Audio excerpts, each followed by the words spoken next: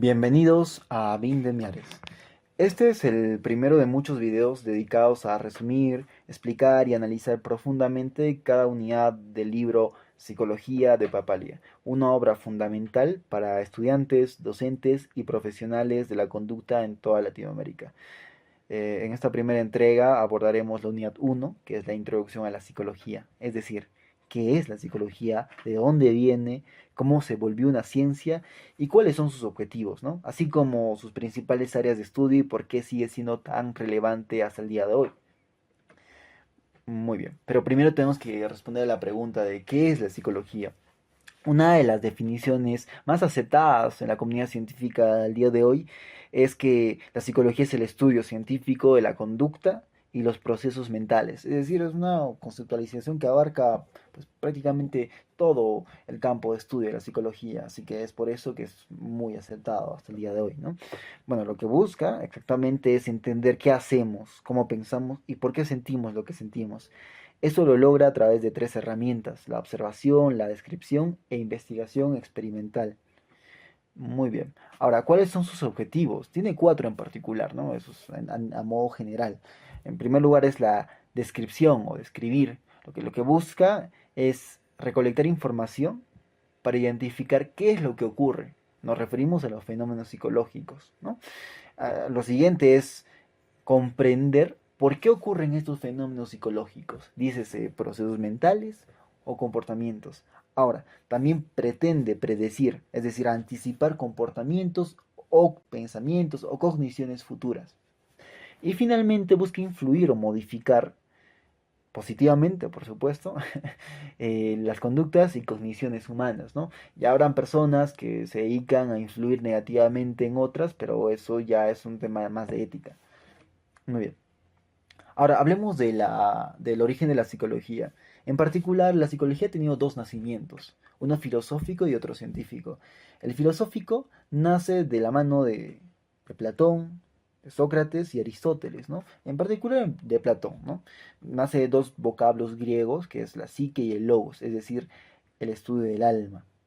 Entonces, Platón defendía o mencionaba que había una dualidad entre mente y cuerpo, siendo el cuerpo solamente un vehículo del alma, es decir, era el continente, lo que contenía el alma para que ésta pudiese actuar o relacionarse con el exterior, con el mundo, ¿no? Mientras tanto, o sea, la psicología fue parte de una rama de la filosofía, o sea, no era una ciencia como tal. Y así fue hasta el año 1879, en donde Wilhelm Wundt funda el primer laboratorio experimental de psicología, y en Alemania, ¿no? Desde aquí la psicología deja de ser solamente reflexión y se convierte en una ciencia, con métodos, instrumentos y mediciones.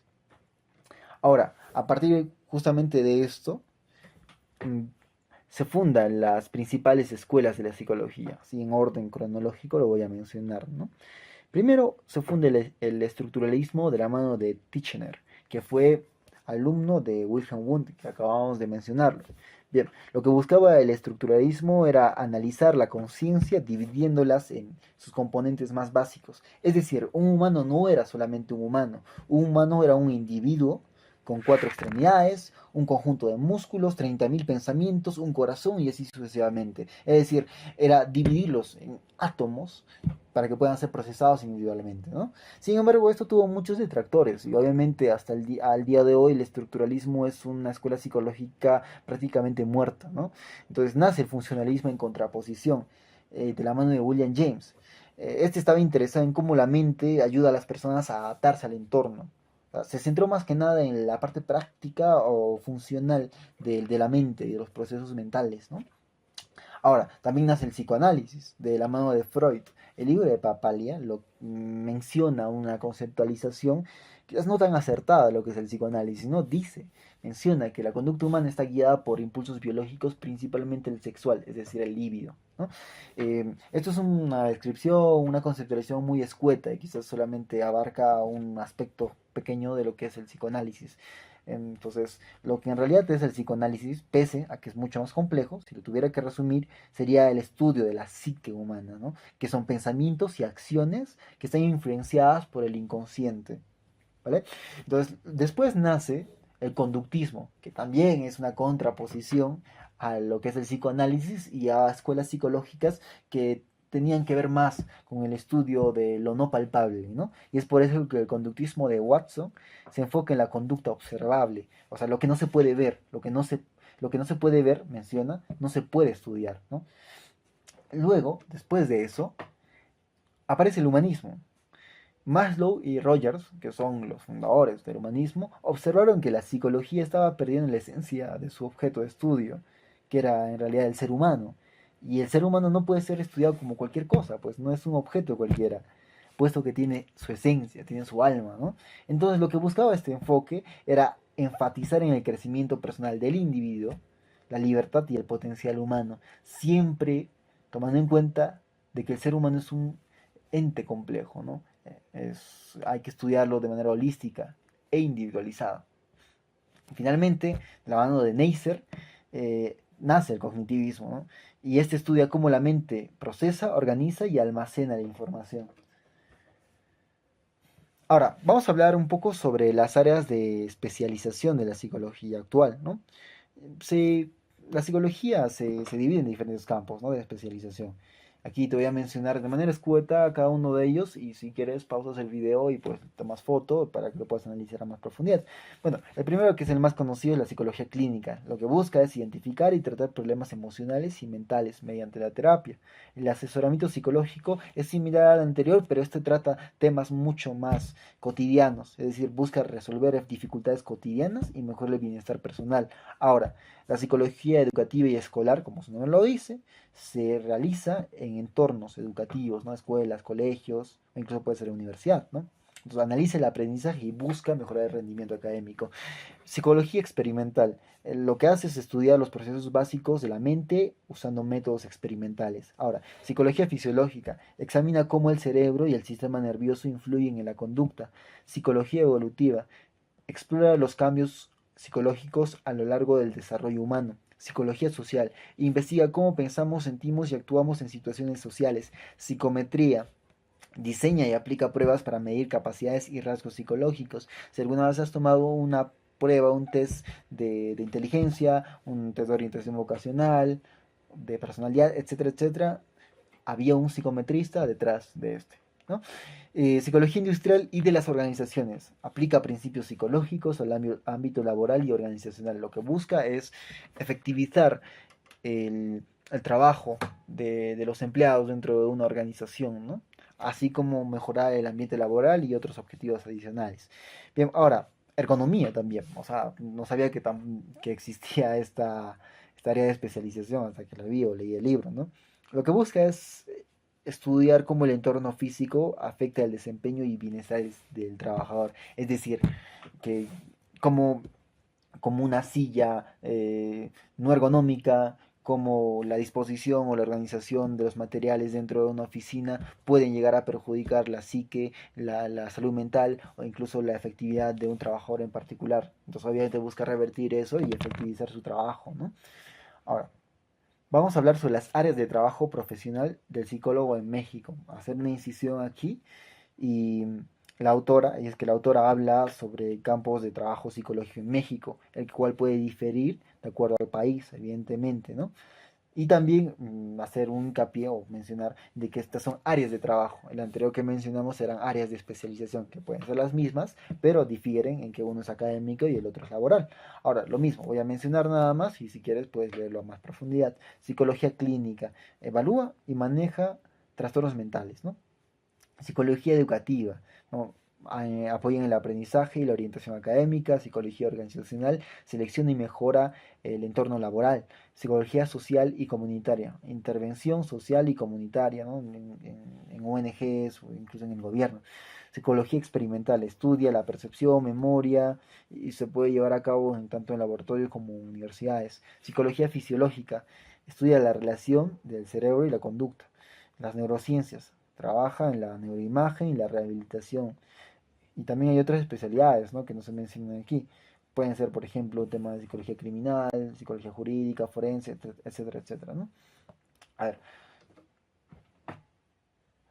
ahora hablemos sobre cómo estudian el comportamiento de los psicólogos, ¿vale? Primero, existen diversos métodos de investigación psicológicos, los cuales son estudio de casos o historia de casos, bien, encuestas, cuestionarios, entrevistas, observación natural y experimentos formales. Pero también existen tipos de investigación. O sea, según Papalia, lo que menciona es que existen dos tipos de investigación, una básica y otra práctica. Eh, la básica consiste en simplemente buscar información y explicar sucesos psicológicos. La práctica busca la aplicación, es decir, pragmatismo de dicha información, ¿no? Es decir, la primera busca resolver el qué, mientras que la segunda busca el para qué, ¿vale?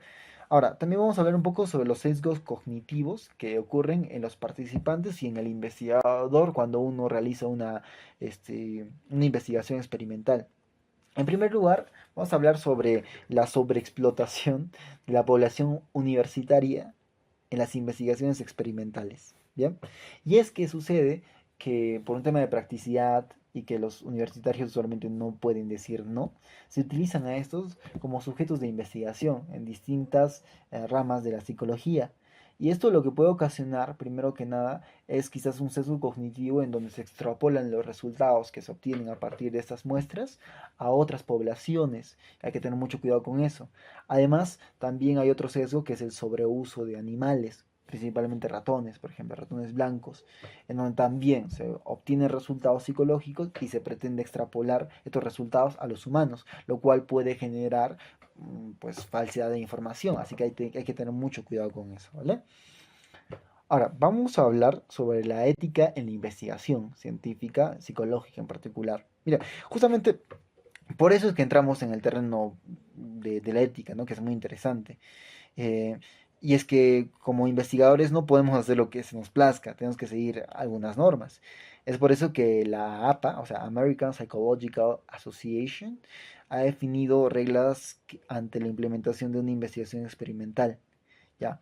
Entonces, estas son las reglas que ha implementado y lo voy a mencionar. Mira, en el mundo los investigadores están presionados por la ética, por eso es que, porque la APA pues, ha desarrollado pues, este sistema, ¿no? Lo que busca el APA específicamente es que se proteja física y psicológicamente al individuo. Si existe una situación en particular en la cual el individuo esté en peligro, ya sea en poca probabilidad o mucha probabilidad, pues, entonces tiene que cancelar el estudio como tal. Lo siguiente es un consentimiento informado. El individuo necesita saber cuáles son los riesgos, qué es lo que va a pasar en la investigación, por qué se hace la investigación, para poder recién dar su consentimiento informado, ¿no? Además, se busca alternativas para no tener que engañar a los participantes. Es decir, de lo anterior también. Se necesita explicar a los participantes qué es lo que se va a hacer. Sin embargo, algunos experimentos psicológicos necesitan que los los participantes sean engañados, o sea, que no conozcan el experimento como tal para que funcione bien. Entonces, es así que aquí entra la regla. Si es que hay una forma de no engañarlos, se tiene que buscar esa forma y aplicarse esa forma. ¿Entiendes? Solamente en un caso en donde sea imposible obtener los resultados a través de formas que no sean engaños, ahí sí recién se puede engañar al, al participante. Pero obviamente se tiene que buscar avisarle lo más antes posible sobre las situaciones problemáticas, riesgosas, etcétera, etcétera, ¿vale? Ahora, también hay otro requisito, los sujetos deben poder negarse o abandonar cuando deseen, se les debe dejar en claro eso, ¿vale? El investigador principal es responsable por los actos de los subordinados, esto implícitamente menciona de que pues le cae toda la responsabilidad si pasa algo malo al investigador principal, ¿vale? El investigador debe corregir algún daño lo más antes posible. Ocurre algún accidente, algo que no está dentro de los parámetros normales, pues el investigador está obligado a poder intervenir lo más antes posible para poder reparar estas situaciones en particular, ¿vale? La confidencialidad también, todos los datos, todos los resultados, sobre todo datos personales que se tengan, que se recopilen, van a ser guardados eficazmente para que nadie más se entere sobre la identidad de los participantes, ¿vale? Ahora, hablemos un poco sobre el panorama de México, pero yo voy a dejar ahí nada más la imagen porque a nivel teórico no es tan importante, así que dejo la imagen ahí. Bueno,